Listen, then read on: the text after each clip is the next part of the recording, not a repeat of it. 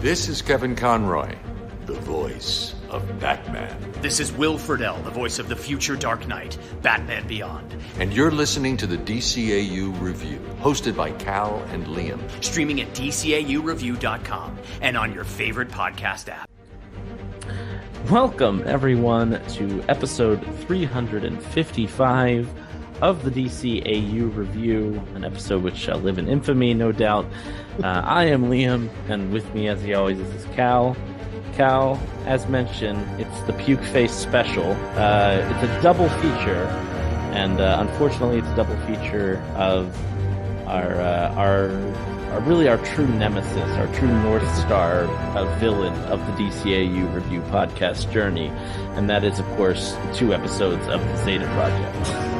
Yes, when we agreed to do the whole entire DCAU, we didn't think it through. We could have just said, we could have been the DCAU Review minus the Zeta Project. Not as catchy of a title for a podcast, but I think would have at least given us plausible deniability to feel obligated to review these. But when you call yourselves the DCAU Review, and this thing is technically DCAU, you kind of back yourself into a corner. So here we are once again with another pair of Zeta Project reviews. Yes, we do that on purpose because we are trying to get these done as quickly as possible. Guarantee that we'll have some fun, though, as we go through these today, as we always do, whether it be at the expense of the episode, more than likely, though, than the actual enjoyment of the episode. I guess that's yet to be seen. But, yeah, we've got a pair of them today, Liam. The next 2 episodes are Resume Mission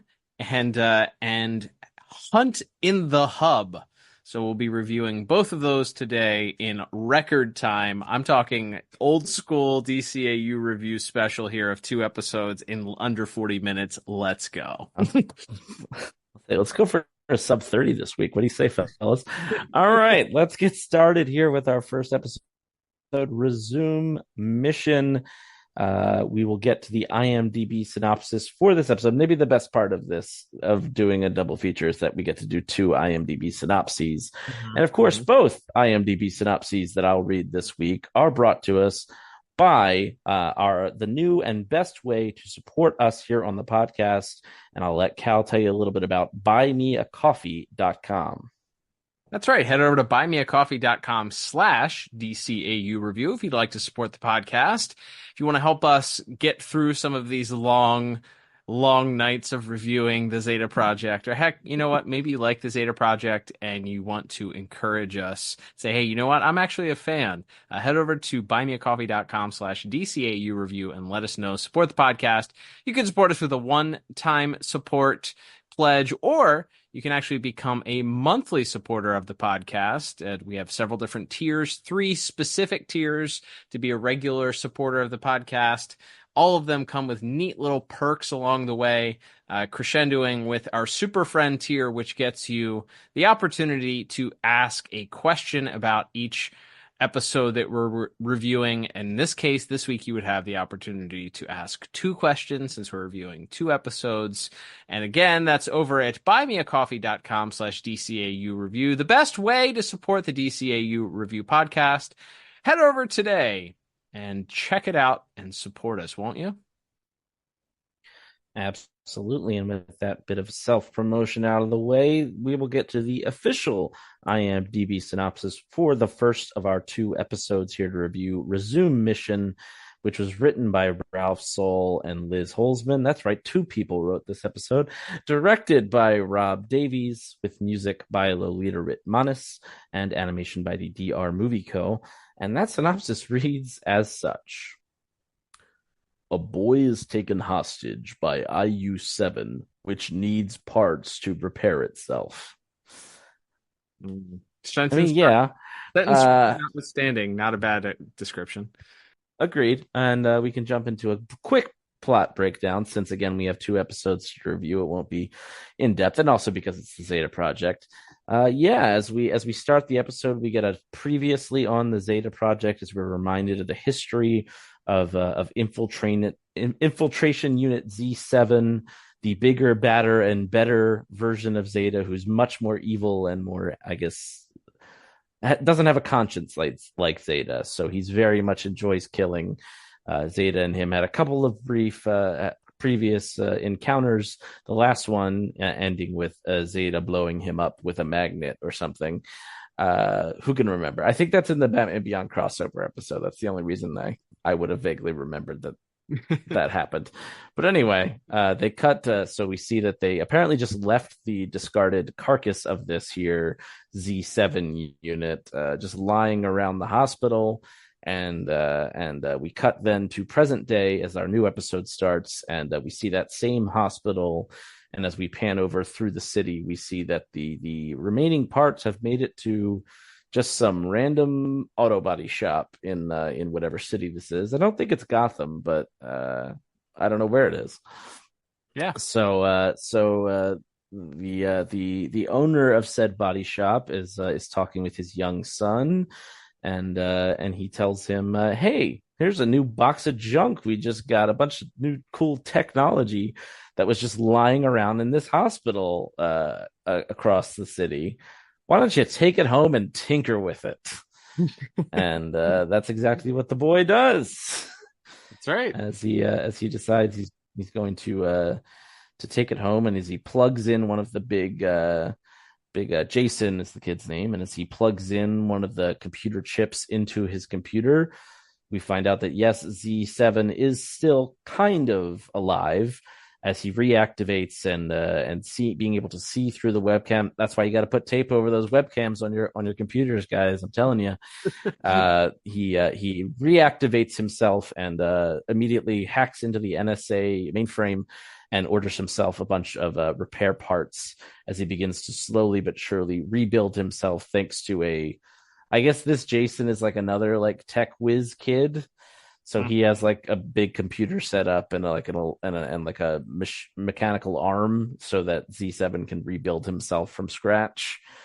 And I guess at some point we cut over to an internet cafe, which, look, the show was made in 2001, but it is very funny to have a show set 50 years in the future with something that was out of style by like 2002. We see Zeta and Ro sleuthing on the internet, and as Zeta is apparently doing a little bit of trying to order a replacement part himself to fix a malfunctioning shoulder thing, he notices that the website was running slower, so he assumes there must be someone else logged in. And as he looks at what parts are being ordered and shipped, he sees that all of these be used to rebuild I7 or Z7 are being sent to this strange kid's house. And so Zeta and Ro take off towards the scene, and meanwhile Z7 takes the kid hostage because he notices that the robot that's delivering the packages with the parts in it has a camera on it, and that people can see him. And instead of transforming, which is established about 5 minutes later, he can still do, he breaks the robot in front of the delivery driver, who then calls the police. And so as Zeta and Ro arrive, there's a standoff between like the local SWAT team and Z7, who has taken this boy Jason hostage. And then Zeta and Ro arrive and do a little infiltrating of their own to get inside the house to try to save the day. Yep, that's right. They pull up, and despite Ro advising, since the police and likely the NSA will be showing up, that Zeta has made it his mission at this point, knowing that IU7 is on the loose, that he has to stop him. So they put on some disguises, a parade of different disguises. First as a young couple, then Zeta disguises himself as one of the less inept members of the still inept SWAT team here. We have yet another example of an inept SWAT team here, as we will see. But he disguises himself as several different members, eventually as a infiltration member of that unit with a camera, which happens to be able to disguise Ro enough as like a backpack type thing on his back to get her also into the house. So Ro and Zeta get into the house. He is able to initially break in, but then when he's spotted eventually by the IU-7, and there's a fight that breaks out. Well, as much of a fight as you can have on a Zeta Project. Did we mention that IU-7 can shoot exploding clay pigeons / frisbees now? Because that's his main way of defending himself. So we get some tussling about and rolling about in the house, and it all culminates with really maybe the most violent thing that we've seen to date on the Zeta Project, and that is where IU-7 simply rips him in half. They go up for the Bane spot, the I will break you, and instead of bringing him down across his knee, he just tears him in two, raised above his head, leaves him seemingly for dead on the ground.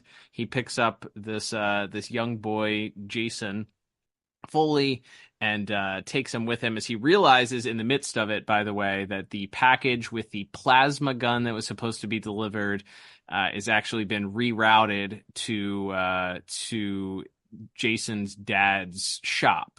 So he absconds with Jason, gets in a car, escapes, and forces Jason to take him to his dad's shop in hopes of getting this plasma cannon. And quickly in pursuit behind them is Ro and Zeta as they pursue on a bike. They are also chased by the cops, and but eventually make their own escape and then pursue and eventually land at the aforementioned body shop, where the IU-7 unit is successful in retrieving the plasma gun. But as he installs it, Zeta arrives, and further tussling occurs at that point. Zeta is initially trapped by one of those car lifts. He's kind of squeezed in between the car lift and the roof. And eventually it seems like IU-7 is going to win the day here. But how did they beat him?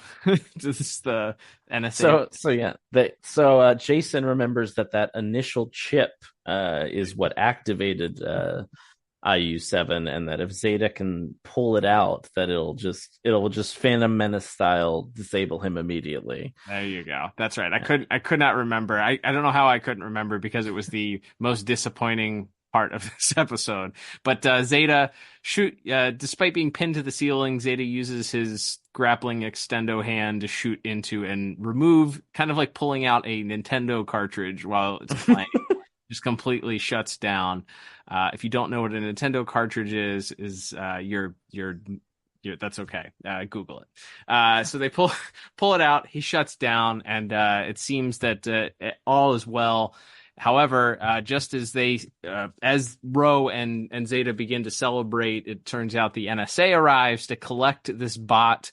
So they collect the remains of the IU-7, and who should happen to be with this group? It's an old friend of theirs who I had completely forgotten had apparently left the old NSA team that was always constantly pursuing Zeta. It's Agent Lee. Agent Lee shows up, and she quickly identifies Zeta and Ro, but because she's a good guy now, she gives them the hey, why don't you go ahead, because the police are en route. So Zeta and Ro are able to escape, not before reminding Jason to not plug any found USB things into his computer anymore. Just like good advice nowadays. If you find a USB drive, don't plug it into your computer, because it might actually be a killer robot. I don't know what the lesson is here, but I think that's the end of the episode at that point, though. Yeah. So, look, I didn't like this. I just thought it was kind of boring. Like, I feel like this is almost a broken record when we talk about Zeta stuff. It's like, I really like the idea of there being like an evil Zeta that he's pitted against, who like can do all the things he can do, but has no remorse and wants to kill. Sure. like the anti-Zeta. That's an interesting idea. And he's bigger and he's stronger and has more weapons and all that. It's like, okay, this is a good foe for Zeta. And theoretically, since they're both robots, they should be able to just lay into each other, and we shouldn't have to worry about violence rules. But it was just kind of bland. It's like, okay, he takes a kid hostage for a couple minutes, and then the final fight is in an auto body shop, and it's like, at least last time they used a big magnet. Like that was at least kind of ingenuity. This time it was just like he just reached inside his chest and plucked out a little chip, and he just fell over. Like, Yeah, I don't know. I didn't really very anticlimactic. Like it is very. Yeah. I actually like the start of this episode. It felt very different because in some ways, because it isn't just Selig is nearby. They got to find Selig. Oh, something diverts them from being able to get to Selig. Oh, they just miss him at the end and they have to continue on their journey. There is obviously, I feel like there is some logic issues when it comes to Zeta's on the run, and that is his primary objective of the series, is to find this guy. But it does tell a little bit about the heart of this robot, that he feels like it's his responsibility so much to put himself in harm's way to stop this robot.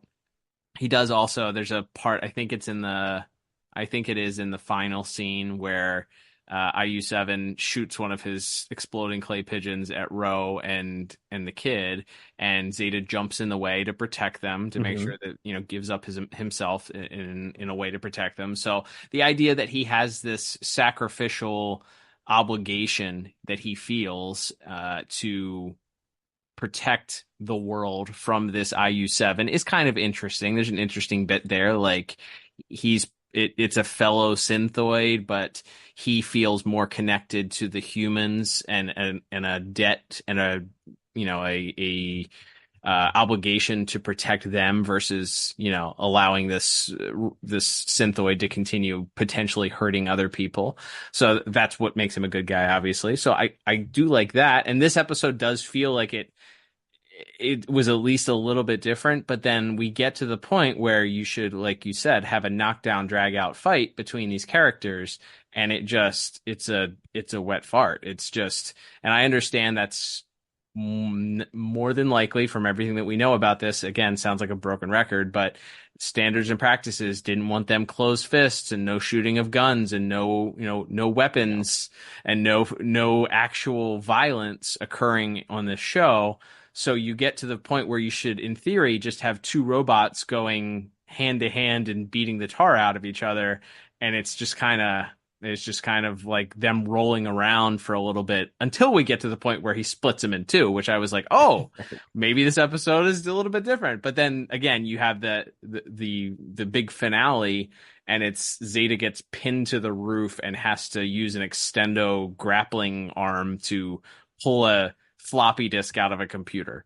Like that's the extent of what we do here. And then it's on to the episode's kind of over. We get this little meet cute with Agent Lee, but it just kind of dips very quickly, I feel like.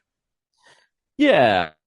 Like I said, I think the skeleton of this is kind of interesting. Like, again, like the bad guy coming back from the dead, basically. And yeah, like you said, Zeta going headfirst in danger. There's a scene, I think it's in the internet cafe at the start, where Ro is like, hey, this guy's almost killed you twice. Could I possibly convince you to like go anywhere but there?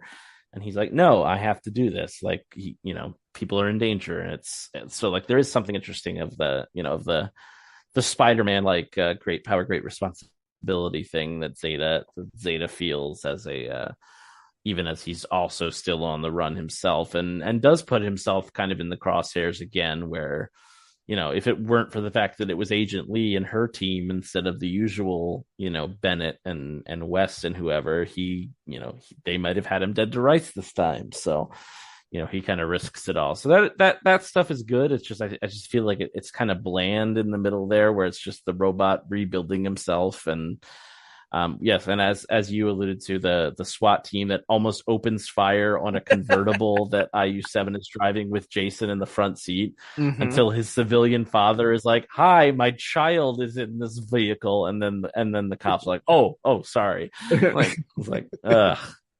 It's a tradition unlike any other when it comes to the DCAU, is that all of your SWAT teams just have to be completely inept, oblivious, and just the absolute gun trigger happy people. And shoot first, ask questions later, and deal with the consequences, even if it involves putting young people or themselves, as we've seen in other episodes, in danger. Yes, exactly. So yeah, with all that, I didn't hate this episode. It's like I said, I didn't particularly like it either. I just found it kind of a little bit dull overall. So I ended up settling on a 4 out of 10 for my plot.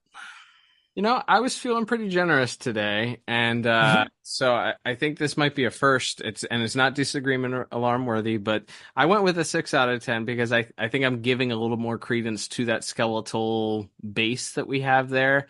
I really was enjoying it up until that point where it's just like, oh man, the standards and practices really let this episode down. Like you can't have any sort of violence whatsoever, or even there's one shot where Zeta jumps on the IU7 and they show it, like they cut to their silhouettes. It's like their shadows, I think, are like projected on the wall. And I was like, oh, maybe they'll show them punching that way. And it's very quick, and then they cut again. And I was like, I bet you that originally was shot with a punch. Yeah. Even as the shadow, like we're trying to sneak something in here to show like that these robots are fighting, and it was just like, nope, you can't do that. And it's just like, man, this is even the plasma guns that all of this SWAT team, like they're not the only thing that is shot in this episode is the frisbee projectiles out of IU7 that sort of explode, but don't explode enough to cause any damage to Zeta, who when he stands in front of it. So yeah, it's I went with a 6 out of 10 for my score, just because I did like it a little bit more than I have. I think I'm grading on a curve here when it comes to Zeta episodes, but it's not. It's one of those things where I feel like this is very apparent that you had a good idea, and it's just let down. It's let down by the little barriers that they put on and around the boundaries that they put on this show for not being able to be a little bit more expressive when it comes to their action scenes. The chase scenes are good. I like the chase scenes. I thought those were great. But it's let down. It's let down. You get a chase scene every episode, I think. Yes. Well, you got to fill in the action, and you can't do much in the way of fisticuffs or shootouts. So, yeah, you do what you can. But yeah, I do think that's fun. We could talk about that in a second here as we move on to our second category, which is of course visuals in animation. This week we had animation by DR Movie Co. for our first episode here, along with direction duties by Rob Davies. To your point, what we've already kind of talked about, the way they had to cut around it, they try to do I think the fact that it's in a suburban kitchen is kind of weird, but like they do their best. Like there's a part where Zeta like does a big like spinning roundhouse kick, and then it cuts right before he makes contact, and it's like they try to sneak in some physicality between the two robots at least. And I do think like this weird kind of mishmash damaged version of IU7. I love this design. Like overall, I'm sure we talked about that in the original, but like this battle damaged kind of scrap parts version of him, I think is even more kind of intimidating and menacing, especially when he's like grabs the kid Jason by like the scruff of his shirt and is just like holding him and walking with him, like the way he kind of towers over the kid. It's like he's got some good menace to him in the way he's presented across the episode, I think. Yeah, I agree. I actually think that little sequence of him rebuilding himself for what animation that they had here was actually done pretty cool. Like I love the very like futuristic sci-fi idea of a robot building a robot, like a computer building a robot, and the way that the of how it starts with, this program being plugged into the computer, and then it takes over, and then it figures out how to create an arm and use all these different supplies and order things. Like it's very like it's very futuristic sci-fi, like, fear mongering almost, like the computers and AI are going to eventually be our lords and masters. So it kind of lends to that, which I kind of liked. I liked that they didn't just go with a redux reused model. Like, if this thing was completely sort of Frankenstein's monstering itself together, then it would look a little bit less polished and a little bit less manufactured. So it makes sense. And ultimately, I think it's kind of the thing that is built in to explain how Zeta can defeat it, right? Because the chest piece isn't completely sealed shut that we see, and that's how he's able to get in and remove the chip to ultimately beat him. So it was done with a purpose, which is kind of neat too. So yeah, all of that is fine. Like I mentioned, I think the chase sequence from Zeta chasing IU-7 on the bike on the car. In the car is great. And then I think them going, Zeta and Ro being them going up on top the building in order to escape. I guess we learned that the bikes and cars here, there's a certain amount of air they get, but they're not like airplanes or Jetsons cars that can just fly all over the place. Like they have a limited amount of, they're like a land speeder in Star Wars, where they are just like, a foot and a half off of the ground. They're not actually flying when it comes to that, based on that sequence. But I thought that was neat. But I didn't have a ton of stuff other than the rebuilding of an installation of some of the pieces on the IU-7, and maybe our inept SWAT team's design. I don't know. They just looked kind of generally SWAT-y, not necessarily a futuristic version of them. I guess their guns are a little bit futuristic, but yeah, I didn't have a ton of other notes other than, yeah, I think the sequence where IU-7 splits Zeta, like I said, maybe the most violent thing I've ever seen on this show, and then really gave me some Bane and Batman vibes, as I mentioned. So that gave me an extra point in my score here, which was settled on a 5 out of 10. So would have been probably a little bit below that, just because there's not a ton to talk about here, but that little sequence there I thought was done pretty well. And even though it's erased immediately, because they do leave it hanging there for a minute, you're like, oh my gosh, Zeta's dead, and then it's like, just kidding, like 30 seconds later he's still alive. Yeah. Yeah, that is kind of a fun text sequence where he tears him in half, and then he grabs hold of Jason and sort of stomps out, and again you kind of see the shadow behind walk as they bust out of the room or whatever, and then you cut back to Zeta laying there in half. It's a good sequence there. The only other thing I noted is that when they're trying to defeat him, they knock him into the fridge and slam it shut, and I was like, hey, he got fridged. But I think that was, I mean, that comic had already happened. That Kyle Rayner Green Lantern comic where that term comes from hadn't already happened yet, but I don't think it was a popular enough internet talking point yet to bring it up. Also, that's not what fridge, it doesn't literally mean being put in a fridge. That was right. It has more meaning than that. I just saw that and I went, oh, it's like Kyle Rayner's girlfriend. But not, because Z7 lives. So yes, with that out of the way, that was the only other note I had. So with that lovely bit of digression out of the way, let's move on to our third category for our first episode. Hey, what did you get for music? Your score? Sorry. If I did not say, I gave visuals a 5 out of 10 as well for my score there. And with that out of the way, we will move on to music as our third category here for our first episode. And Lolita Ritmanis, one of our 3 dynamic music partners on the call for this one. I'll be honest, didn't have really anything for music other than, some of the, the tenser stuff. I think during the chase sequence is pretty good.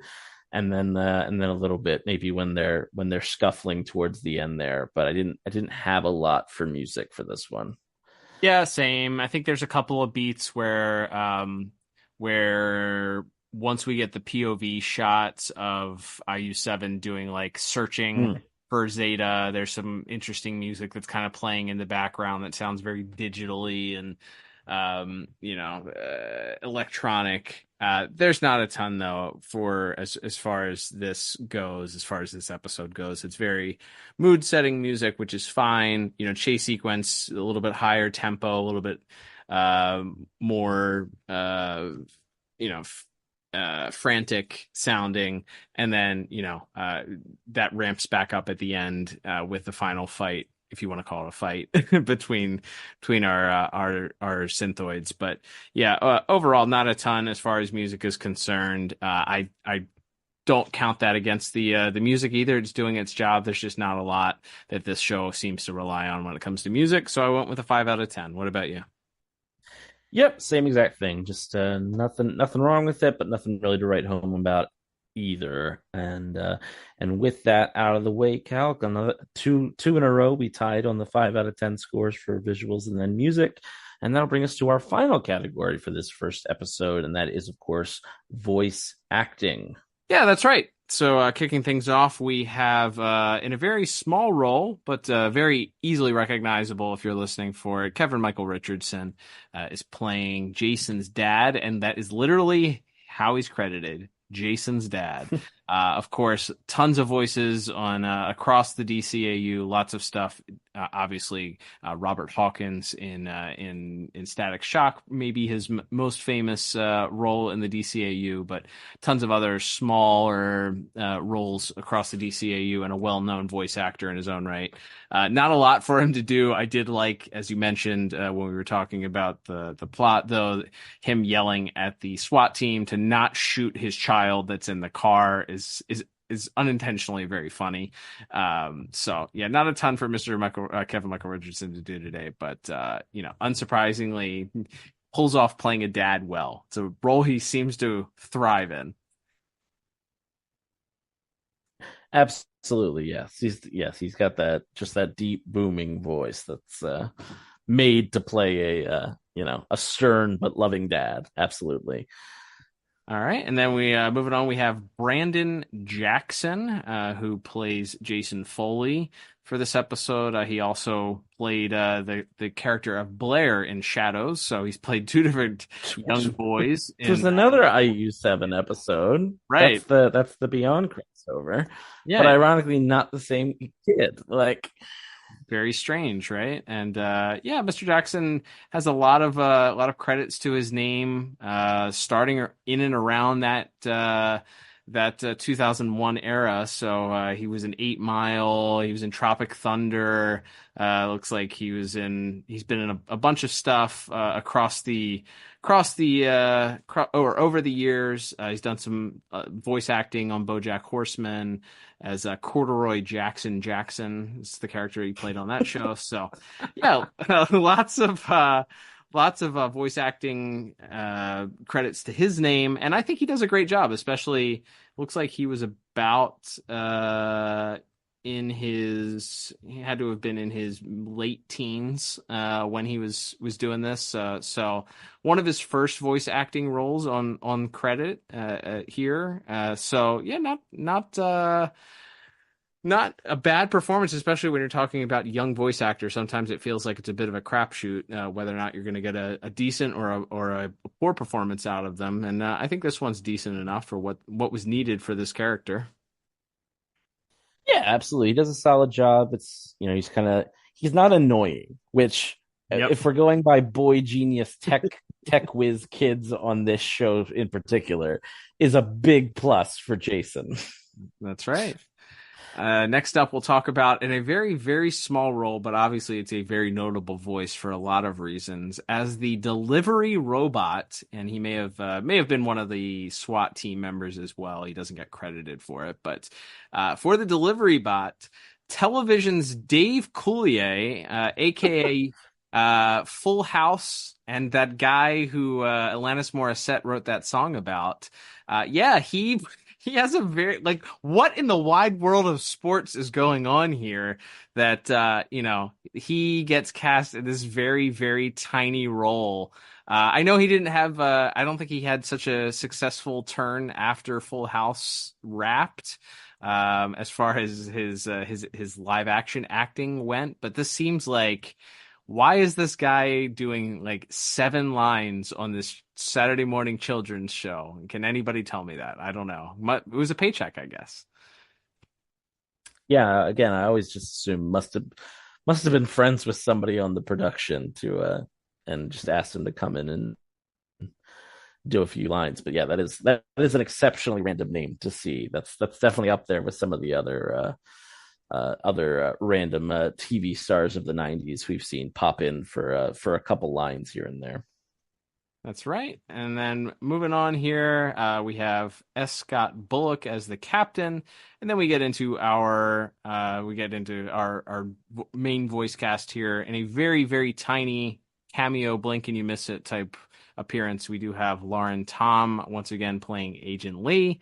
Again, she doesn't have a ton to do because she's just kind of there. She shows up as a kind of I think she's also like, yeah, she's like the robot voice that looks like the newscasters from Correct. Batman Beyond. Which is funny. That's a funny Right. bit, by the way, that they do. Yes. We didn't talk about that. But when the package gets rerouted, there's this voice. She comes over to confirm the rerouting of the package. And it's very much like a modern day speaking to a automated system where you get a pre-recorded message filled in with the delivery driver, who is this man who's speaking. And then he drops in like, could not deliver, being rerouted due to attacks from mutant robots or something like that. I forget what he says, but it's pretty funny. It's a funny bit, but yeah, she gets to be Agent Lee again, which it's nice to see her pop up again, I guess. Yeah, this is her last appearance in the series, or at least Agent Lee's last appearance in the series. So yeah. This is her epilogue, so to speak. Not that one. And what an epilogue it is. And then, of course, our 2 main voice actors and actresses from the show. We have Dietrich Bader and Julie Nathanson as Dietrich Bader pulling double duty this week, once again, as Zeta and IU7. And then also playing one of the lieutenants. And then we have Julie Nathanson, of course, as Ro. We say it, I feel like every time we do one of these shows, incredible chemistry between these two.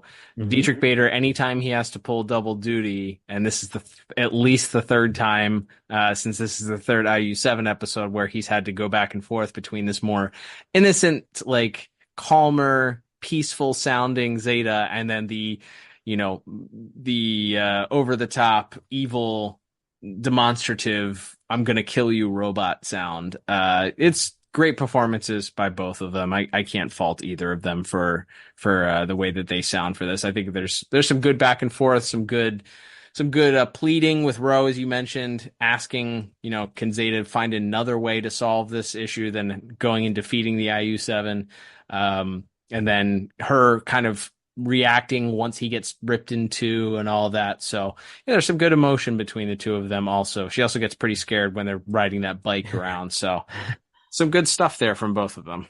Yeah, it's something I was actually thinking about while you were talking about that, is because Zeta's a robot, you don't get the oofs and ughs and like pain sounds that you normally get during action sequences, because he's a robot and he doesn't feel these things. So she has to kind of be that like sense of peril. She has to vocalize that for herself and for Zeta. So I think Miss Nathanson does a really good job of that, especially in the scene in the kitchen where he's getting ripped apart and everything. But yeah, even in the motorcycle scene as well, I think she does a really good job. And then yeah, as mentioned, Mr. Bader pulling double duty this week as our hero and our villain.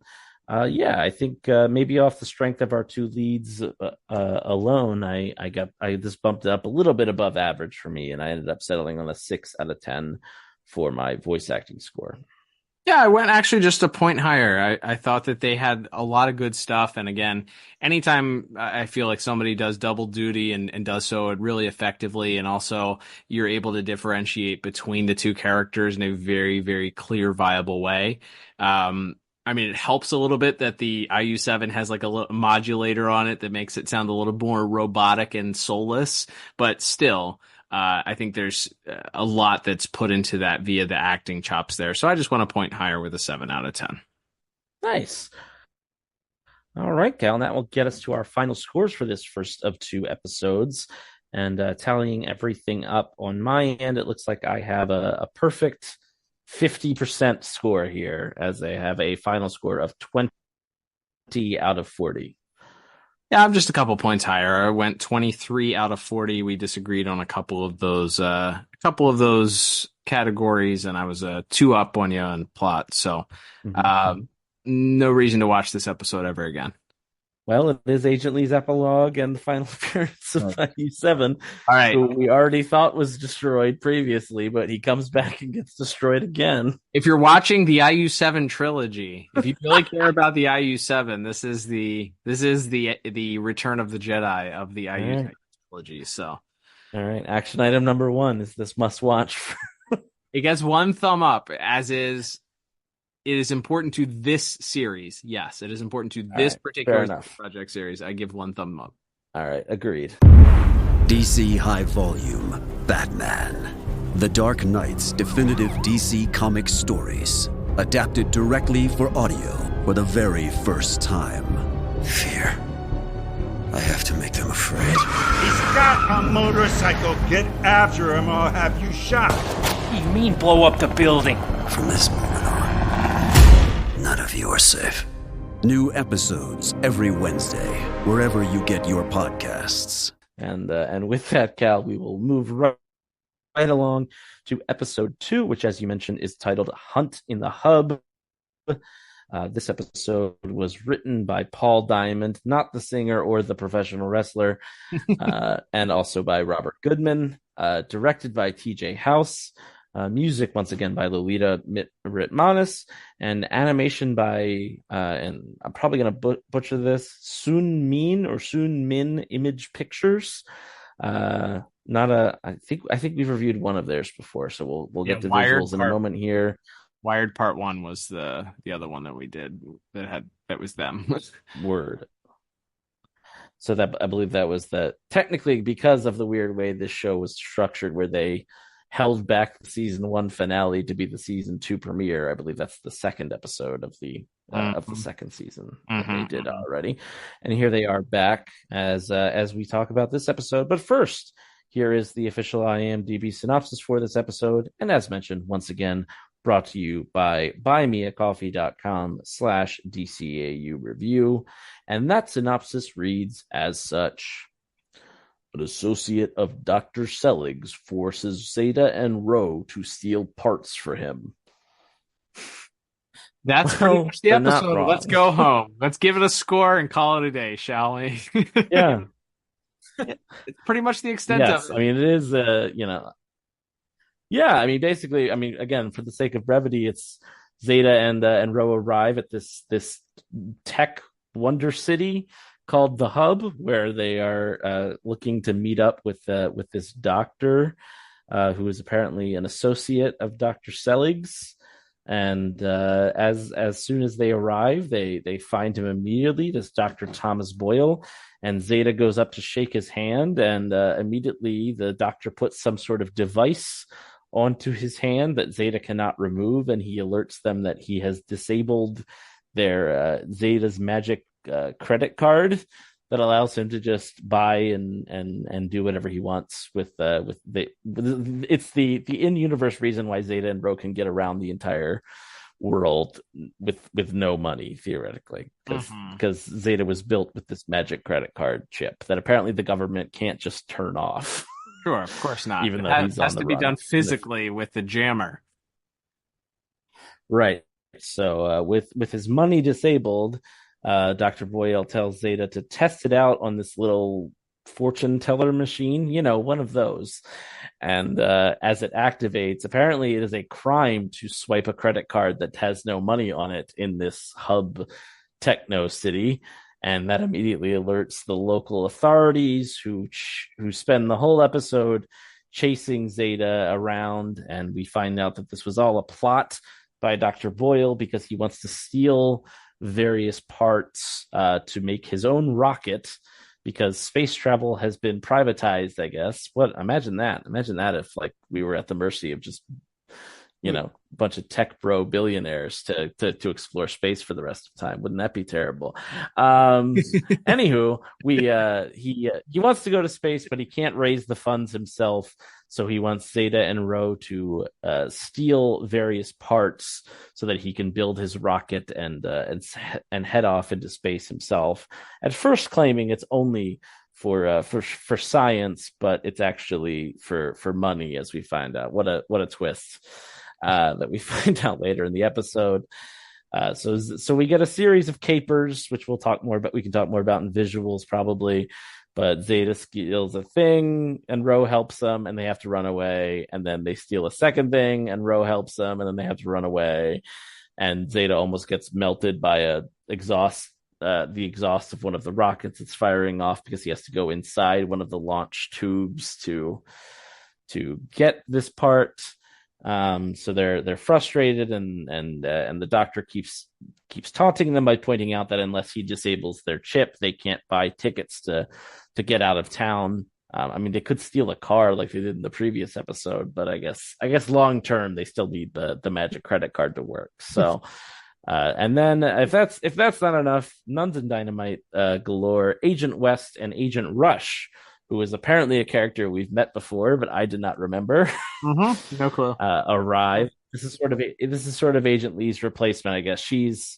She's more on the Bennett side of things. She's no nonsense. She wants to take Zeta down at any cost. And of course, you've still got the bumbling Agent West here. So this is kind of where all our things convene. The agents are here. Zeta and Ro are on the run from them and from the hub security. And that sort of leads to our final act, where Zeta and Ro decide they're going to try to turn the tables on the good doctor.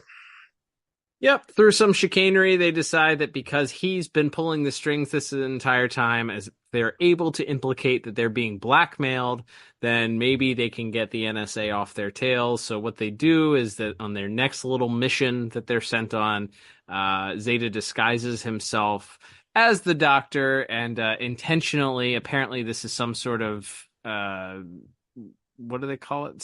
They send him on something to try and get some kind of transponder or something like that, and it gives off a signal.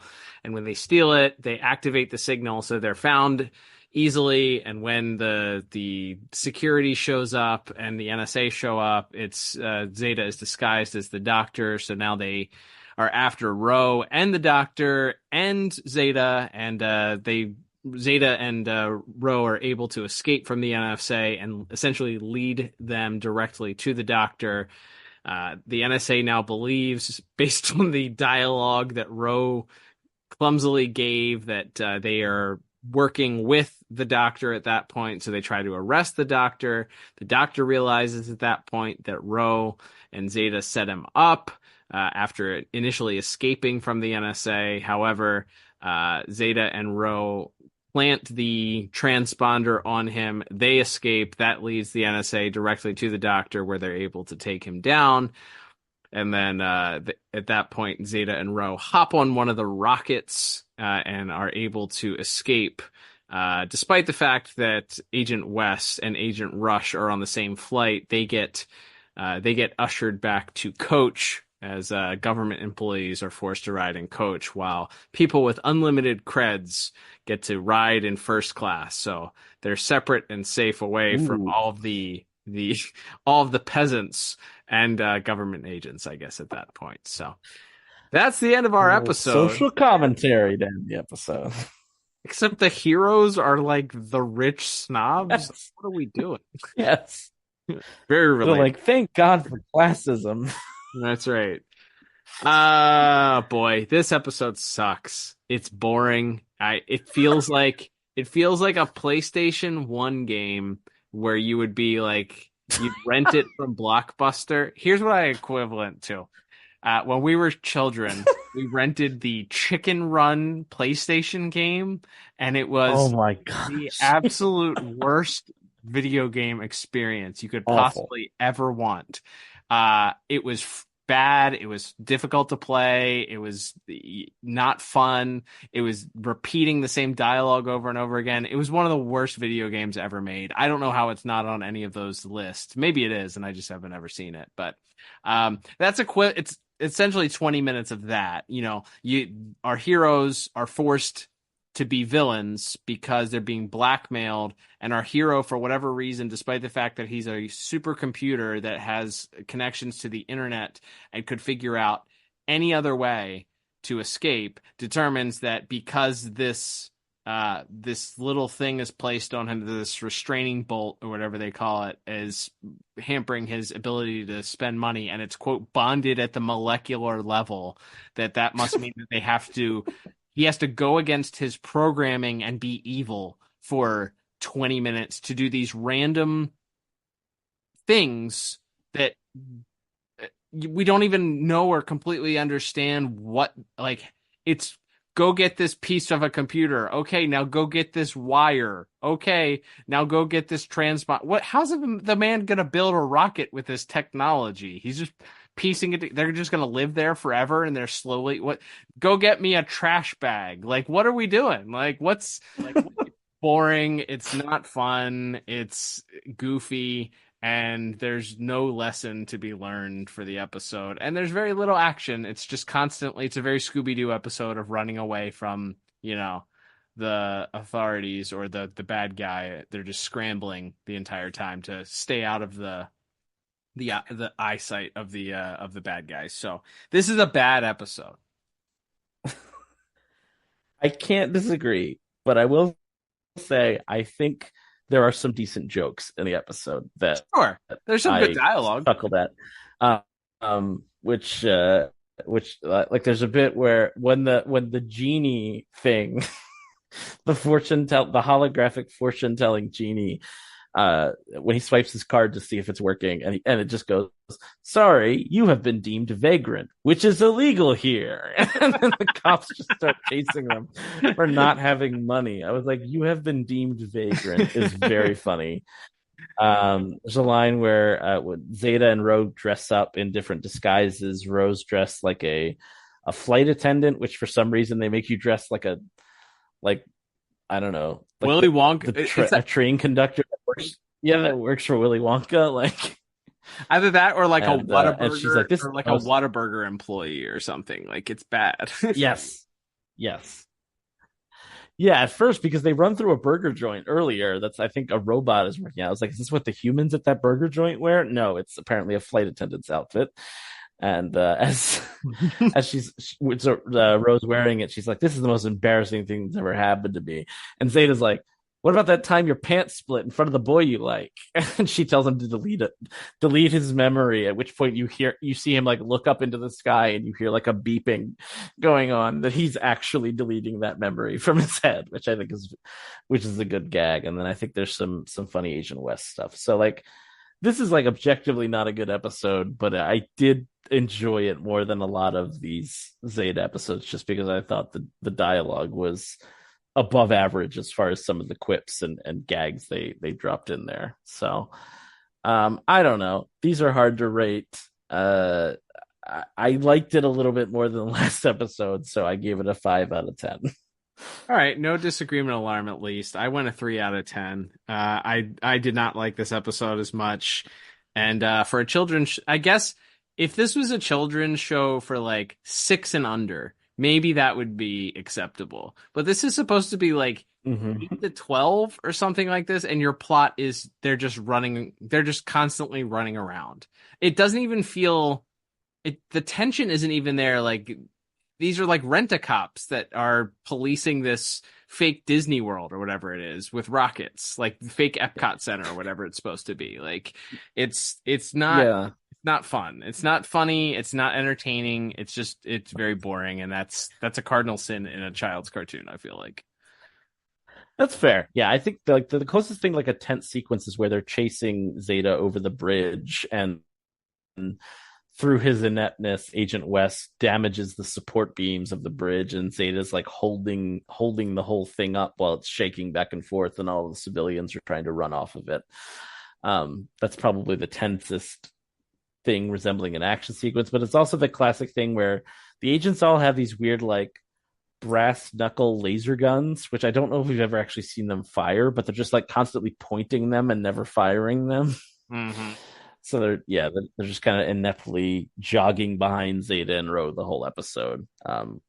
Which like I can understand why maybe Agent West or Agent Lee in a previous episode wouldn't fire on Zeta because they're not quite as bloodthirsty. But Agent what's her name seems a lot more gung ho about all this. So I don't know. Regardless, again, I think the humor in the dialogue kind of bumped this up a little bit for me, but yeah, it's not and maybe just the idea of like them doing heists. I didn't hate that idea, so I don't know. It's fine. It's not the worst. It didn't have Bucky in it. That's also a good way to get an extra point or two out of me in the Zeta Project review. If it doesn't feature Bucky, it's automatically at least it'll be above a 2 at least. We have set the bar extremely low when it comes to no doubt. And from there, Cal, we will move on to visuals and animation. Once again, we had TJ House. Yeah, TJ House is the director, and Sun Mean Image Pictures as the animation studio. Only thing I had was that Zeta and Ro, like Zeta when he's in his regular normal human disguise, looks weird.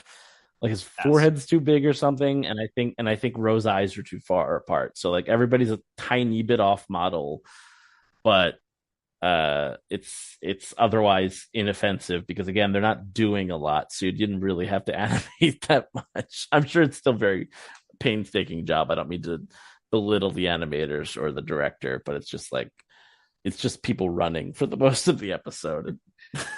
Yeah, it is definitely off model. Granted, I know we're watching. There's a HD upres version of Zeta, which I highly recommend that somebody has done, and it makes it a lot more feasible to watch some of these episodes. And I don't know if how much of it was the upres just wasn't as good as the previous episode, but I will say that it does not look good. Like this episode looks far less clean, and people definitely look off model. As far as action is concerned, the only scene that I actually thought was relatively interesting is when they telegraph it by the evil doctor telling him that he's headed to one of the tubes. He has to retrieve something from some wire from one of the tubes where the rockets launch. He's told that if Zeta is around the exhaust, he's going to melt. But he sends him to a tube where there's not going to be a launch. And he says it like 3 times.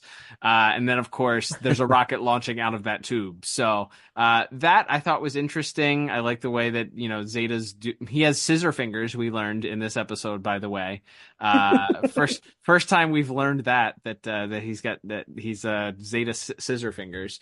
But Guy can't carry any other weapons, but he's got scissors on he can turn his fingers into scissors. Okay. He's got scissor fingers. He's got that buzzsaw wrist thing he's always using. I don't know how that's not a weapon. Right. Those are the extent of his defense mechanisms, I guess, at this point. He can also give a mean haircut, I guess, if need be. How Ro always keeps her hair at like shoulder length or chin length. But yeah, so that sequence is pretty interesting because you do get the tension build up, especially when Ro realizes, and she's on the outside, that the rocket's going to take off and Zeta has to get out of there, and he's able to just make it out in time. But I thought that was interesting. There's a couple of interesting shots in the way that looks. But as you mentioned, a lot of it is just running around and characters moving from one scene to the next. I will say, our Dr. Thomas Boyle certainly is he Walt Disney also? Like, what is he? He's got that pencil thin mustache. He kind of looks like a little bit like Mockridge if you're not if you're Yeah. so aren't you rich? He kind of looks like Andrea Beaumont's father a little bit too. Hmm. He's like a mishmash of all of those like 1930s guys. Maybe whatever Tony Stark's dad's name is too. Like Yeah. Howard. Yeah. Howard Stark, yeah, he's got a different mix and match of like classic 1920s and 30s Hollywood guy, I guess. Hmm. Yeah, that's an ace time. And I think my only other visual note, Ro has a new outfit this week. She wears She's in like an orange. Yeah, she's in like a purple plaid skirt and an orange top. A very odd color combo, but it's the future. Maybe Sure. different colors match now. Where she went to. I feel like this is a particular college's colors, but I couldn't think of like Oregon or somebody. Like I feel like there's a purple and somebody orange. has Yeah, yeah, I feel like there's a purple and orange college sports team, but probably. regardless, but yeah, it's like, oh, Rose one, she's wearing a skirt, and then two, yeah, it's a completely different outfit just randomly. At first, I thought it was like going to be some kind of disguise she was wearing, but no, those are just her clothes. So, um, that was another fun. We always make note of that when our main characters occasionally get a wardrobe change up. So, a minor thumbs up for that. Yeah, overall, there's not a lot, like we said, just not a ton to talk about here. The way the bridge is kind of swaying and kind of wriggling as Zeta's trying to hold it up with his extendo arms is kind of cool, but other than that, I think it's just kind of an average, not particularly interesting episode. So I settled on another 5 out of 10 for my visuals. Yep, I went 1 point lower. I don't like this episode, so that might have had something to do with it. But I just went with a 4 out of 10. There's nothing too exciting, and the characters look a little bit off model. So that's my 4 out of 10. Fair enough, and that'll move us on to music. Once again, done by Lolita Ritmanis, and once again, with no offense taken to Miss Ritmanis, the Zeta Project soundtrack apparently not deemed worthy of a re-release by Warner Brothers or whoever would own the rights to this yet. But yeah, again, didn't really notice a lot from the music. I feel like it's either the same sort of musical refrains we always hear, or again, maybe because it's so light. There's like a little bit of like light slapstick to the sequence where Ro is trying to trick the scientist into not going back into his office while Zeta's hacking the computer or whatever. But other than that, like I just didn't notice anything particularly unique. Felt like pretty standard fare to me. Yeah, same. I think as we said, music is very much about the communicating emotion in this show, and so the scenes that required an increase in tension, the bridge scene, the rocket scene, the chase sequences are a little bit different, but they're more of just kind of blending in the background. And yeah, that's nothing to say that Miss Ritmanis's composing skills or piece writing skills here, but it's just what the show is. So I went with a 5 out of 10 for my score. Absolutely. And that'll bring us to our final category of the day, which is once again voice acting here at Cal. And our leads are the same, of course, but we do have a few other voice actors to talk about in this one. That's right, Liam. We got a couple other people here. Going to go through them very quickly. So we had, at the very end of the episode, Julianne Grossman. She's playing the flight attendant. She ended up going on to play one of the Amazons in the Fury episode. So she does come back in another small role in the DCAU. We have Chad Einbinder, and Chad plays a couple of different small roles later on. He's in playing, credited as the ever popular additional voices. So played a bunch of people in the Mystery of the Batwoman. He played a small role in The Enemy Below in Justice League, and this little piggy in Justice League Unlimited. So again, not a ton of actual credits there, but a frequent contributor to the DCAU. We have Mark Jonathan Davis. This is an interesting one here, Liam, because he plays another guy who is heavily featured in the DCAU, probably most notably, his most memorable role in the DCAU is he's the male news anchor in Batman Beyond that comes over like the digital news anchor, and he plays a small role in this episode. He's also another digital person. He's the horoscope machine, the one that gives the pretty funny line about being identified as vagrant. So he's most notably, as we were talking about before we went on the air, he's known as his alternative persona as Richard Cheese, that does, he was pretty famous for doing covers of rap songs and pop punk songs and putting them in that like 1930s Frank Sinatra style of music. So that's interesting. That's certainly an interesting one. You just pull him in for a couple of lines here. He's probably already recording lines for a Batman Beyond episode. So just have him do another digital guy voice here is pretty interesting. Yeah, just again, the funny thing was like, it's like, oh, Mark Davis, that's a generic name, and then you look at it, and goes, oh, he starred in this movie as Richard Cheese. I was like, oh, I've heard of that. That's like an early internet. That's like in the basket. I feel like with like homestarrunner.com and stuff of like 2000s internet fame, maybe like the very beginnings of YouTube in like 06, 07, maybe a little later than that, But yeah, I feel like he's like early kind of quaint internet celebrity before it was a massive pipeline to starting your own cryptocurrency, which I think is mostly what it is now. That's right. Yeah, it's a fun little notation there in our voice cast. We also have Lou Ray Cooper as the weather guy. He comes back to do another voice in the Zeta Project. Then we have kind of our main list here. We have Dominique Jennings as Agent Rush. So as you mentioned, she has also played other iterations of this same character on prior episodes. She was probably most notable. She was on a soap opera here in the States called Sunset Beach. So she that was her main, probably something that she was identified for, but she's been in a lot of other live action shows and provided a couple of other voices also. But she, I feel like as far as our next voice actor, plays well as the straight-laced shoes to fill when it comes to being a straight-laced and no-nonsense agent here to offset our goofball Agent West. I think she's pretty good for what's asked of her.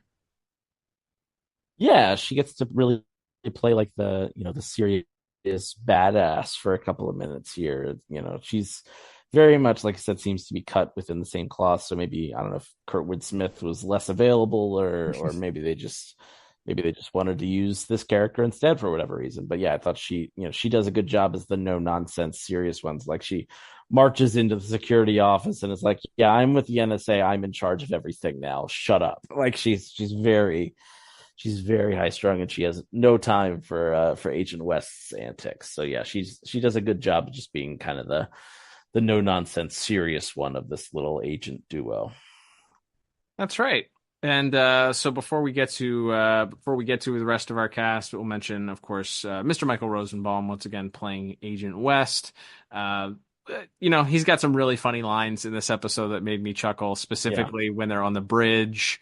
And, he's got a gun to Zeta who's holding up the bridge. And then Agent Rush has to remind him to maybe let all of the civilians and himself off of the bridge before he tries to arrest Zeta. And he goes, oh, yeah, but I got you. Excuse me. And then he walks around him to get off the bridge. Like they're playing laser tag or something. It was very, very good timing on his part. Yeah.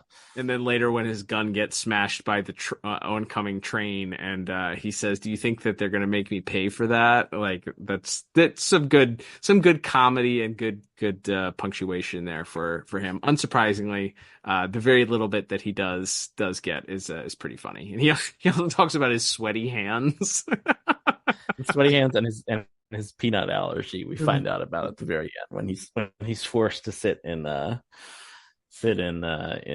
he's not allowed into first class. That's right. What we find out that he's allergic to. By the way, if that's the only meal they get. If the DCAU wiki writers have not added trivia to Agent West's page that he has a peanut allergy, what are we even doing? What are What we are we even doing doing now? with trivia at this point? So, Exactly. challenge if that's not already done there. And then playing Dr. Boyle is probably somebody you would recognize if you see him. He's got one of those faces where you just look at him and you're like, oh yeah, that guy is none other than Dabney Coleman. So Mr. Coleman, who actually just recently passed about a year ago, had a long career working in the film and acting industry. He actually most recently was in Yellowstone, so a very popular streaming show, but went all the way back to the early '80s. He was in movie 9 to 5. He was in Tootsie. He was in Cloak and Dagger. You've Got Mail. He played in some television shows in the '70s. He was on the Mary Hartman Show, Buffalo Bill. So he was just one of those guys. I guess he was also in Boardwalk Empire, which was a very popular HBO show for a period of time. So, just one of those guys that has a really interesting voice. Like that was the thing when he opened his mouth and was like, delivering those lines at the very beginning, I was like, how is this guy? This guy has to have done other voices in the DCAU. And I was shocked to find that he had not. I was like, this guy has such a unique and like interesting sounding voice that it seems like almost a travesty that this is the only role that he got to play, because adds so much character. The only way that this character is in any way interesting is that he has this sort of very interesting diabolical voice that plays out. It's cool and calm though. It's not like mustache twirly. It's just like, I'm evil and I'm making you do this stuff. Otherwise, the police will get you. Like, it's just a very unique delivery with a bunch of his lines. So I thought he did a pretty solid job. And again, I feel like it's a miscarriage of justice that he didn't get an opportunity to do any other voices in the DCAU because I thought he was really good. Yeah, he's really solid. He's like you said, he's not quite the mustache twirling Saturday morning villain, but there's a line in there at the start where he's like, well, this is all about scientific exploration or whatever. And then later when he's like, think about all the money I'm gonna make, and Zeta calls him out on it, and he's like, hey, try doing anything scientific without having money and see how far you get. You think you would be here? Like he has this really like he's a bad guy, but he's very pragmatic about it. Like right.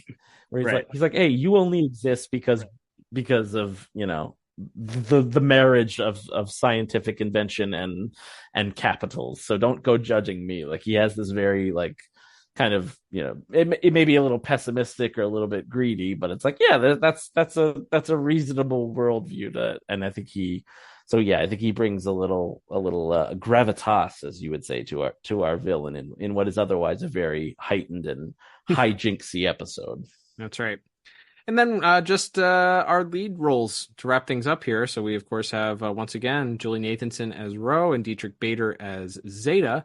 And I think they have a little bit more opportunity to play off one another because they're in a little bit more, they're with each other the entire episode. And it's just, instead of being split up and Ro having to come find him later on or be saved or what have you, they're pretty much attached to the hip because they're both doing these random heist moments and missions together. So Miss Nathanson has some funny dialogue, of course, and her reacting to having to put on the obtuse looking costume in order to blend in, and then when they finally get revenge on the doctor, I think that's great. And again, as you mentioned in our first episode, she's really carrying the emotional emotional heaviness on her own on herself, as opposed to Dietrich Bader, who has to play it a little bit more emotionless in his character. So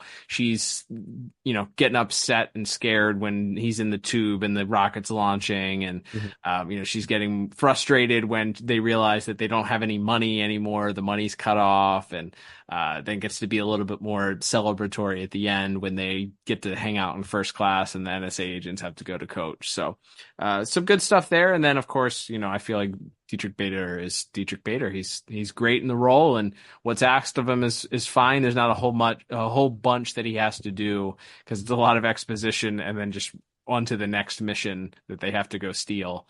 So yeah, overall, I think they did a solid job there as our leads, which actually combined with Mr. Coleman's performance gave me a little bit higher of a score, I'd say, than I'd usually give. So I gave it a 6 out of 10. What about you? Yeah, I went with the exact same score, 6 out of 10. Yeah, I think Mr. Coleman's performance as our villain, along with, as I mentioned, I thought some pretty funny lines delivered expertly by a lot of our regular cast, maybe put it over the edge a little bit. So yeah, 6 out of 10 from both of us there. And that will bring us to our final scores for the second episode, Cal. And tallying everything up, I liked this one a little bit more, at least, as I ended up with a final score of 21 out of 40. And I liked this one significantly less, and I went with an 18 out of 40 for my score. Flush it. You cannot convince me. Thankfully, I think there's. I was going to say there was a long pause there. I don't think I can. There was a long pause, and I was scared for a second. I was trying to think of a reason why you would have to rewatch this, but I couldn't, since there's not even like a wistful appearance of Dr. Selig in the background or something. So no, unfortunately. Not even for this series alone would you, I think, ever need to revisit this one. Even though like I said, I think it was a decent time overall per the Zeta Project grading curve. But that will begin to wrap us up for this week's episode, and we thank you everybody for listening, whether you do so on Apple Podcasts, Spotify, or on our new YouTube channel, which you can subscribe to there's a link in the show notes. If you're not already subscribed to that channel, we'd appreciate it if you just went and subscribed, because that'll help us. We'd like to be able to monetize that channel and also just get more eyes on it, and all the subscribers and liking the videos and all that helps. Another great free way to support us is, of course, to follow us on the social medias of your choice. We are at DCAU Review on everything, including even those weird side ones like Blue Sky and Threads, though we are much less active on them than we are on Instagram, and to a lesser extent, the Twitter /X. Those are the two best places to find us these days and interact with us. But we appreciate everybody who does that. There are a couple of monetary ways to support us. First, we already talked about, which of course is buymeacoffee.com/DCAU review, where, as Cal mentioned, if you subscribe to us at one of the various tiers, you actually get to ask us a question and have it read out on the show. And if you subscribe at any level, you will get a shout out on the following episode when we read out your newest subscription. So we appreciate everybody who supports us that way directly, monetarily. If you'd like a little extra something back for your buck, you can also head to our store, which is in the show notes as well. You can pick yourself up a hat or a mug or a t-shirt or something inspired by the show. So we appreciate everybody who does support us, and we hope you will have stuck with us through 2 weeks technically in a row of us talking about Zeta. As we move on next week, we're still in this future month here, Cal, as we look ahead to another episode of Batman Beyond. But since we only have one original episode left to review, which we are going to hold on to for a little while longer, we are going to do a first ever re-review for Batman Beyond. We have not dipped back into some of those early episodes in quite a while. And so why don't you tell the folks which episode we'll be reviewing or re-reviewing next week? That's right, Liam. We are doing our first ever re-review of Batman Beyond. So that means we're going way back there. We're headed back to one of the episodes that we originally reviewed in a double feature, which means it unfortunately probably got the short end of the stick when it came to actually getting a full, interesting deep dive into the actual episode. So we're headed back to an episode that we covered on episode 27 of the podcast. So over 330 plus episodes ago, almost at this point. We are looking at the episode Golem, which of course debuts Willie Watt on the show, who eventually will come back in another episode. So yeah, interesting one to look back on. Speaking of robots, it's a robot themed month here, I guess. We got a gigantic robot on next week's episode, looking back at the Batman Beyond Season 1 episode, Golem. Yeah, giant robot in the episode next week. I guess since we're going back for a re-review, it'll be time to see if there's more that meets the eye. Hey-o! But that'll have to wait until next week. So until then, I'm Liam. And I'm Cal. And we'll talk to you on the next episode of the DCAU Review. Bye-bye.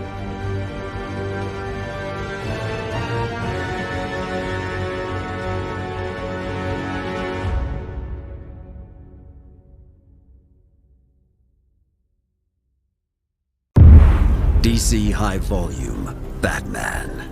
The Dark Knight's definitive DC comic stories, adapted directly for audio for the very first time. Fear. I have to make them afraid. He's got a motorcycle. Get after him, I'll have you shot. You mean blow up the building? From this moment on, none of you are safe. New episodes every Wednesday, wherever you get your podcasts.